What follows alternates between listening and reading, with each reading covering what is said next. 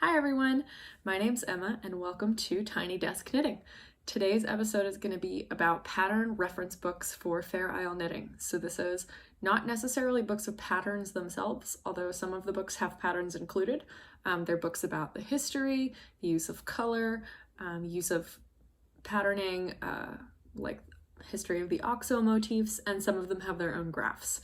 And those are really useful resources. So I hope you enjoy enjoy this and you learn something. I'm going to start with what I'm wearing. This is the Cumulus blouse by Petite knit in Rama Fennel garn in color 4136, which is a heathered color. It's like minty green, so it's dyed on gray. You can see it there. I really like this. It's very comfortable. Rama is kind of like Shetland wool, but it's Norwegian. It's a little bit thicker, so it comes in 50-gram balls, and it's more of like a sport weight, although you can knit it at a fingering weight gauge. This sweater is knit at a gauge of 20 stitches over 4 inches. The original Cumulus blouse pattern is for 18 stitches over 4 inches, so I made one size up, and it fits great. And the original pattern is also knitted in 2 strands of mohair. I've also knit this pattern in 2 strands of mohair. I made it for my aunt. And it's great. And then I also once made it in like a fingering and mohair combination. Maybe I'll wear it in another video. It's really comfortable. And it's a little bit smaller and it's cropped because I ran out of yarn. That's why I always knit sweaters. I don't always knit sweaters from the top down, but if I'm afraid I'm gonna run out of yarn, I try to knit sweaters from the top down, and then I knit the sleeves before I finish the body because I always want the sleeves to be long. But if the body is not as long as I want it to be, it's not terrible. You can always just give it a little tug while you're blocking and make it the right length. So anyway, today I'm gonna be talking about reference books. So I find that when you're knitting a lot of Fair Isle things and you don't want to keep knitting the same patterns over and over again, it's nice to have a set of reference books so that you can find your own charts and then substitute them in patterns that you've knit before. So something I would do with like a hat or a cowl, or you could even do it with like a yoke sweater. And then if you get a little bit more advanced, you can just totally design your own stuff with these books.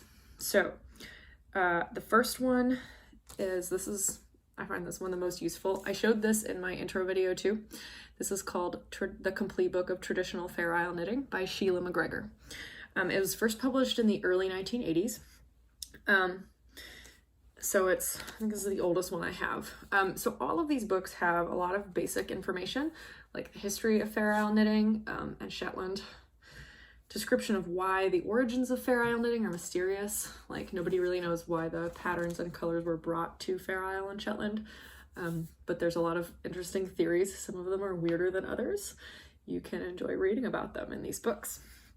They also talk about how they relate to knitting traditions in like Scandinavia and mainland Europe, especially places from Spain where a lot of people believe Fair Isle knitting came from.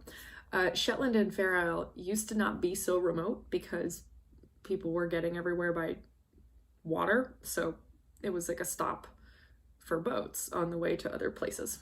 So more people from outside of those areas came in, and the people who lived there saw what they were wearing, and that's most likely how the knitting tradition got there.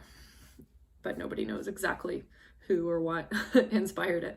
So anyway, then a lot of the books will describe types of patterns like Pearies, which are little ones, and then larger bands. And most of them talk about the OXO or OXO typical pattern layout.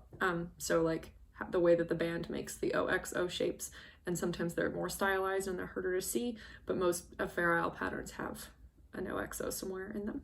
Not the little ones, but the bigger bands.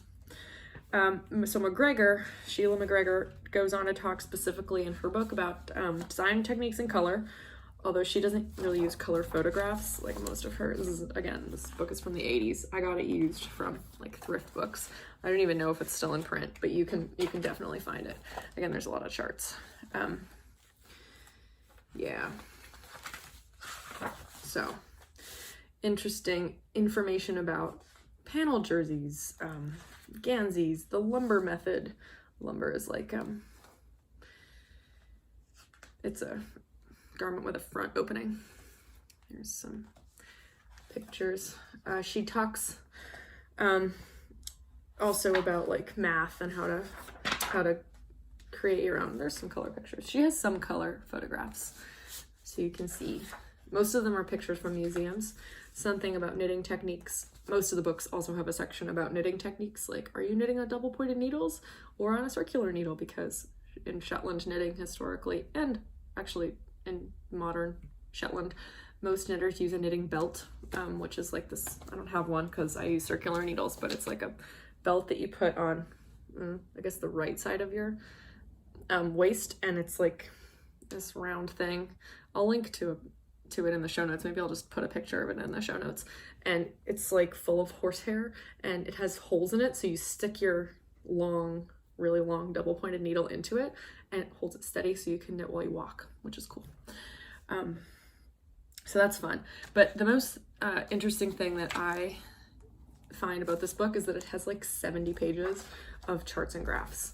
So you can see what? There's so many. And what I love is that she will tell you at the bottom of the page, right there, how tall each pattern is. So like if it's 7 stitches high, 20 stitches high, whatever, she says it. It's useful. Although I find that it's a little bit annoying that she doesn't also give you the horizontal number of the pattern, and so let's see if I can find one. Sometimes I just write it in. Like eventually they're all gonna have the number like written in the margins of how many stitches wide they are. Here's some. You can see I've written 16, 20. So when I'm designing something, I need to know if the band, like horizontal width of each repeat will fit into my final stitch count. So that's why I do that. So that's Sheila McGregor. She's great. Great book. She also has a book called Traditional Scandinavian Knitting, which is similar. She has a lot of history. I actually find that one more interesting in terms of history because she talks about Norway, Sweden, the Faroe Islands, Iceland, etc., and Denmark. And she has a big selection of patterns from Faroe, which are really super interesting and go well with Fair Isle like charts. But yeah, I find the Faroese patterns to be really aesthetically pleasing. So if you haven't checked those out, you should do that. Yeah. And she also, in that book, she has a whole section just on traditional Scandinavian gloves and mittens. And I've always been really into Selbu mittens. This video series might branch out into Selbu mittens at some point as I run out of things to talk about. But anyway, I'm going to move on to Alice Starmore. Alice Starmore's book of Fair Isle knitting is from the late 1980s. So I'm going in chronological order here. First published in 1988, I think. So there's a lot more color photographs in here. So you can see there's actually like pictures of, I love that one. That's so cool. That's like a really cool optical illusion. She spends a lot more time talking about color, and because she uses color photographs, you know, it's useful. And so one of her things that she does, Starmore, is that and she's not the only person who's good at this, like Hazel Tyndall is also really famous for this, I think. Yeah, I think it's Hazel Tyndall. I'm sure lots of Shetland knitters are, but they're really good at taking a photograph and then creating a Fair Isle color palette from that. And so she shows, again, some of the photographs and then like photographs. So she used the colors on the taxi to make that one, which I think is great. That one is from a car, and there's her pattern. These are gorgeous. This one's crazy. This is Mardi Gras beads. So totally gorgeous.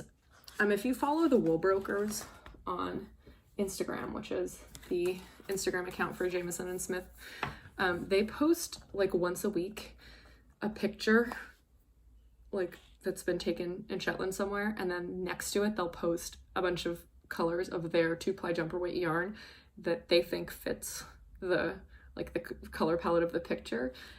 and it's really cool. I screenshot them every week and I save them in a folder on my laptop so that if I need inspiration, I can look at there at them, and it's just so interesting. So color. She also, in this book, Alice Starmore, she discusses technique more extensively with more diagrams. So there's a lot of diagrams about stranded knitting, weaving in a strand. They're all illustrated. They're great. How to do a knit two together, how to do a slip knit, why you would need them. For instance, in underarm gusset shaping, some Fair Isle sweaters have that. I've never done that, but it's useful. She shows several steeking methods. This is one I have never tried because look at all those ends you'd have to weave in.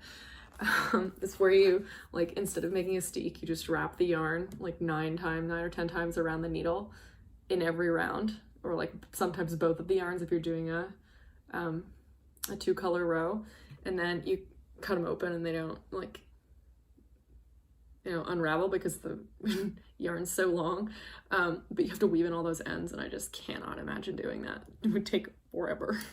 So don't do that. I don't do that. You can if you want.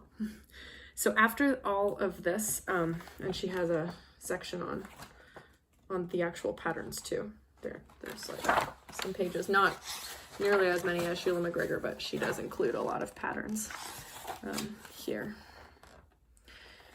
And then she, at the back, or at the end, she gives you an actual wardrobe of like full patterns. So there's a border pattern cardigan, for instance. So all the materials you need, gauge and stuff, and then if you'll, this is the only, like, that's as far as she goes. Like, then the next page is something else. So you'll notice that Fair Isle patterns are not extensive. Like, they don't give you a lot of information. They expect that you know how to do most of the techniques. But if you read them closely, usually you've got all the information that you need. It's just they don't hold your hand through every step of the way. So if you haven't gotten into Fair Isle knitting but you want to, you should be aware of that. Anyway, one of the things that I like about that book is that she has a different technique for neck shaping than steeking. If you watched my intro video, you'll know that one of the reasons I decided to delve really deep into Fair Isle knitting is because I had no idea how on earth anyone would create a neck steek. Like, how do you get the back of the neckline higher? I just had no idea how you would ever do that visually. When I figured it out, I was like, oh, that's really obvious. You just put a bunch of stitches on hold and then make another steek right in the middle and then cut that open and it folds down into the neckband. It makes sense. It just took me so long to like realize that. So I bought all these books to try and figure out how it was done. And in Alice Starmore's book, she does not use that method. She uses a different method of neck shaping where you put a bunch of stitches on hold, you keep knitting around, and then you break the yarn when you get to the end and you just start again at the beginning again. And you just keep doing that again. Useful, but you'd have a lot of ends to weave in. So Alice Starmore clearly loves to weave in ends, or knows a lot of people who do, because a lot of her techniques use just so many end weaving. Oh my gosh. But I thought that was an interesting like way to do it. I don't want to do it. So another one of Alice Starmore's books, which is kind of an interesting companion, is Charts for Color Knitting. New and expanded edition. So this is just charts. She's like a little bit of info about like, if you're making a sweater, designing pattern sweaters, yeah. So she teaches you about the different types. There's a panel, there's a banded one, there's an all over one. A nice little illustration. Single motif sweater. That would mean you were catching a lot of floats. I don't like to catch super long floats a whole lot. I like Fair Isle knitting because you don't have to catch any floats, or not very often. How to plan, knitting your own sweater, etc. But most of it is, you can't see them yet, charts from a lot of different places. This is not easy, so I'm gonna hold this up so you can see it. So she separates the charts into like geographical locations where they came from. I love this, it's shells. She does have a section of her own patterns that she's like developed at the end. This does not include any Fair Isle charts because, as she says in the book, she she's left it out because she's put so many of them in here. She doesn't want to reproduce them again. So you can buy that book if you want her Fair Isle charts. So this one has Norway, Sweden, Russia, countries from the Baltic region. She says she groups like Lithuania, Latvia, Estonia together because it's really hard to figure out where individual patterns came from within the Baltic region. And then she has some from like South America, the Middle East, the Far East. I guess she just uses that term because she finds it hard to figure out exactly where they came from. Maybe it's just slightly older. 1992, yeah, it's probably just from a time when it was acceptable to use the word or the term the Far East for, culturally normal to say something like that.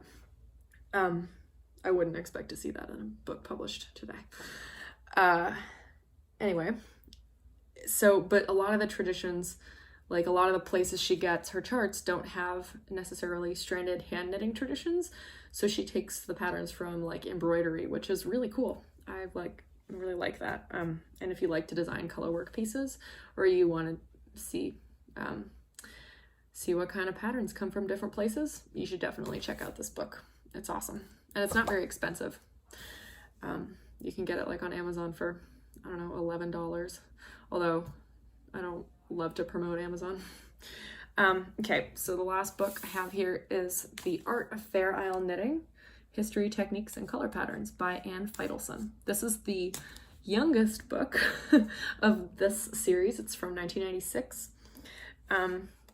which you can really tell if you look at the photography. Same in Alice Starmore's book. You can really, the book kind of dates itself with the pictures. See if I can find one. There's some great ones. I love it. It's just very 90s. It's a good example. Here's a pattern she includes. Styling is, I was born in the 90s, so it's, I say that with love. Okay, so I like this book a lot because of the actual patterns that she includes at the end. I think they're good. Like, they're more timeless. They're not so 80s specific. You could update them or knit them as they are, like for use today. They're kind of just traditional Fair Isle garments and pieces. So she also has chapters for history, techniques, and color, but noticeably leaves out a section on graphs. So again, not a big deal. If you use other books, you'll have graphs, but she doesn't have any in here. So keep that in mind. But she does have a really great section on color, a whole chapter where she talks about like tone and depth, and she does stuff like this. So like there's corrugated ribbing. Here's all the different ways you can group the same colors together in corrugated ribbing to get different effects. That's super cool. I love that. I love where she like shows you how different patterns look if you, like this, again here. Same colors, same pattern, different groupings. How different they look depending on how you put them together. So that's really good. It's useful. She also has, oh here, this is the really good one. Look at that. Look how different those look. So many possibilities for just this small group of colors. So cool. Same pattern, different colors, different backgrounds. Very interesting. She talks about how you use color principles, how you create a palette. Again, there's same pattern, two completely different palettes, two completely different effects. It's super cool. Look at that. That's awesome. I love that. So again, her patterns are, there's a more extensive section on the actual patterns. And I find that they're just like, they're nice. I would like, yeah, I would wear that. I mean, it'd be like kind of vintage, but it's totally wearable. She has more, that's the word I was looking for earlier. She has wearable designs, even though they're older. Like this one. I'm actually gonna knit this in, not in reds and pinks, but in greens. And maybe white and brown, I don't know. But it's just like a nice V-neck cardigan, you know? Good techniques, simple, couple of chart pages, and then not extensive, but anyway, I digress. So yeah, and I think there's a nice variety of pieces that have just one background color, which is like a good way to illustrate, you know, differences. There's panel jumpers, there's panels like when you have, I'll show you, it's when you have one big pattern all the way down the front rather than like a vertical patterning like that, rather than horizontal. There's also a yoke pullover. Here it is. Yeah, where is it? There's two. She even gives you both color charts, which is great. So just like a super traditional yoke sweater. So if you have this book, you can just substitute like the Norwegian star chart there. So most yoke sweaters have the tree, because the tree is how you shape the yoke. Like you do the decreases on either side of the tree, which is just like a natural, easy way to shape it. But then you can take the star or the flower or whatever else, whatever's like in between the trees, and you can swap out your own patterns if you have other pattern reference books. So, or you can just create your own chart. That's really fun too. So great, that's a great book. All of these books are awesome, and I use them all the time.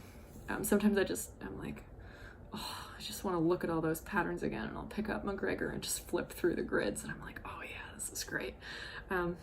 So yeah, check them out if you are interested in any of them.